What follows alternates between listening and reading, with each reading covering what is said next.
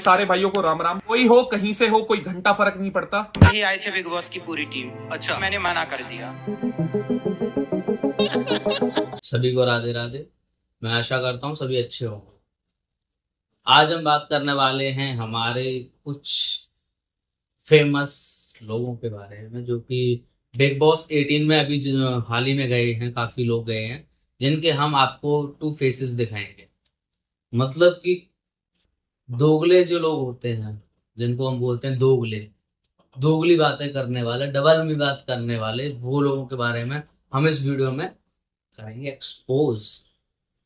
तो पहले नंबर पे हमारे आते हैं श्री श्री श्री अनिरुद्धनाचार्य महाराज जी, जो कि खुद अपने स्टेटमेंट में बोलते हैं कि बॉलीवुड हमारे हिंदू धर्म को या हमारे धर्म को खराब कर रहा है। कि पिक्चर बनाने वालों को गरीबों की इतनी चिंता थी तो इनसे पूछो मूर्खों से, इन्होंने कितनी यूनिवर्सिटियां बनवा दी गरीबों के लिए, कितने कॉलेज खुलवा दिए गरीबों के लिए, कितना अन्य क्षेत्र खुलवा दिया गरीबों के लिए। ये तो फुटपाथ पर सोने वालों के ऊपर गाड़ी और चढ़ा देते हैं।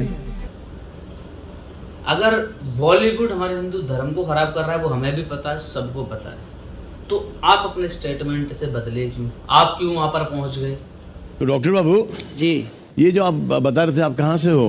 वृंदावन गौरी गोपाल आश्रम। बिग बॉस 18 में आप अपने धर्म की बेइज्जती कराने गए या फिर हमारे हिंदू धर्म की बेइज्जती कराने गए? आपने खुद अपने स्टेटमेंट में बोला था कि मैं बिग बॉस में नहीं जाऊंगा। कल ही आए थे बिग बॉस की पूरी टीम। अच्छा, मैंने मना कर दिया।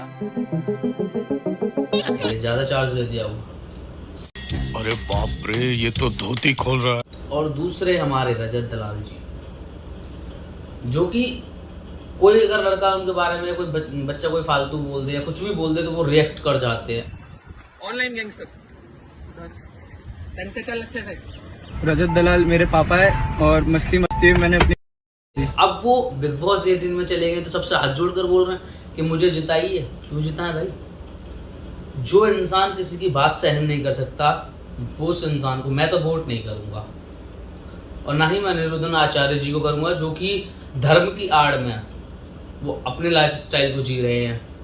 ठीक है, ऐसी बात नहीं कि अनिरुद्धनाचार्य जी से मेरे पर्सनली कुछ ऐसा है, ऐसा कुछ नहीं, मेरा कुछ पर्सनल भी नहीं है, पर मुझे जो बातें लगती हैं उनकी वो दोगले वाली बात लगती है। मतलब एक जगह पे बोलते हैं कि हमें किसी की बेइज्जती नहीं करनी चाहिए। पहले ये बताओ कि जो उत्तर दिया हमने आप समझ पाए?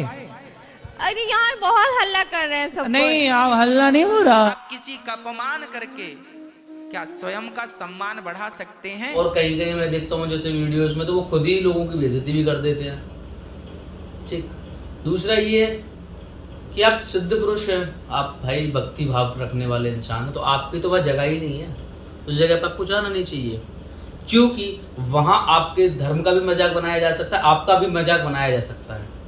तो आपको कहीं ये नहीं लगता कि आपकी वजह से शायद हमारे हिंदू धर्म की बेइज्जती भी हो सकती है? अरे ये तो धोती खोल रहा है। पहली बात, अगर आपको धर्म की चिंता होती तो आप बिग बॉस जैसे शो में जाने की गलती नहीं करते, क्योंकि वहाँ सब तरीके के लोग आते हैं, वहाँ गाली गलौच भी होती है, अब शब्द भी यूज किए जाते हैं, और वहाँ कोई भी इंसान कुछ भी बोल सकता है, इतनी फ्रीडम रहती है। बेइज्जती किसकी है?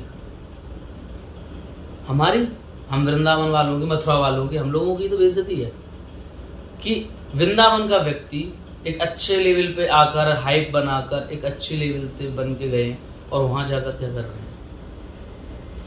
तो मेरे हिसाब से भाई जो इन्होंने जो डिसीजन लिया है अनिरुद्धनाचार्य जी ने बहुत ही गलत लिया है। दूसरा ये कि इनके कई सारे स्टेटमेंट है, कपिल शर्मा शो है वो ऐसा करता है, वो अगर गलत करता है तो फिर आप क्यों कॉमेडी सर्कस में गए? वहां पर भी तो कपिल शर्मा शो के ही भगवान कृष्ण के लिए क्या बनाते हैं? मखाने की खीर जो कपिल शर्मा शो की जो टीम है उस पूरी टीम को आप कॉमेडी सर्कस में गए थे, शायद आपको याद हो तो।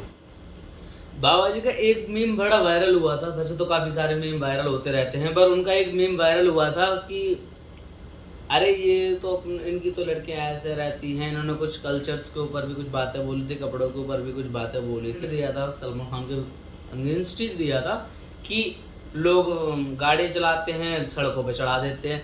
अब उस व्यक्ति के सामने आप गए तो आप क्या ही बोलोगे? उसने इनडायरेक्टली, सलमान खान ने इनडायरेक्टली बाबा जी को बुलाया कि आइए हम आपकी बेइज्जती कैसे होती है वो हम आपको सिखाते हैं। ये तो फुटपाथ पर सोने वालों के ऊपर गाड़ी और चढ़ा देते हैं। तो डॉक्टर बाबू जी ये जो आप बता रहे थे आप कहाँ से हो? इसलिए इनको वहाँ पे इनविटेशन दिया। ये इतनी चीज नहीं समझ पाए। आप किसी के बारे में बोलोगे तो कोई क्यों चुप रहेगा, और वो भी टॉप लेवल पर बैठा हुआ है।